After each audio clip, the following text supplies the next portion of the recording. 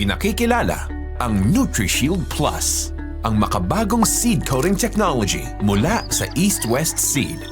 Ang NutriShield Plus ay nagsisilbing seed armor na siyang nagpapalusog at pumoprotekta mula sa pagtubo ng binhi hanggang sa paglaki ng punla.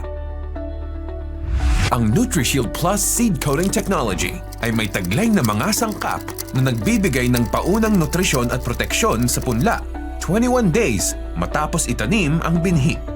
Ang mga buto o produktong may NutriShield Plus Seed Coating Technology ay maaaring may kombinasyon ng mga aktibong sangkap tulad ng micronutrient, fungicide, insecticide, at biofertilizer.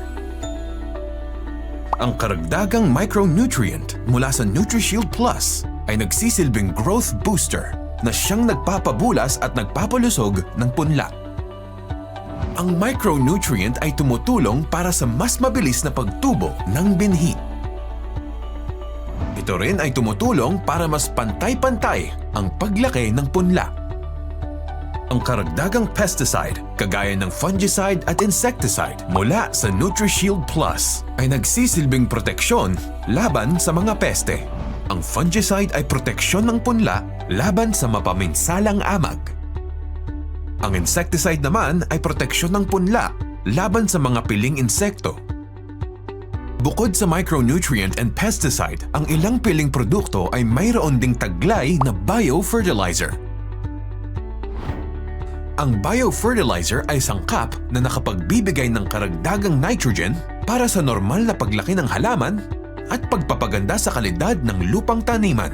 Ang karagdagang nitrogen mula sa biofertilizer ay maaaring makatulong sa pagbawas ng gastos sa pataba. Sa NutriShield Plus Seed Coating Technology, panalo na sa bulas, protektado pa sa peste ang inyong lumalaking punla. Hanapin sa agri-stores nationwide ang mga East-West seed varieties na may tatak ng NutriShield Plus.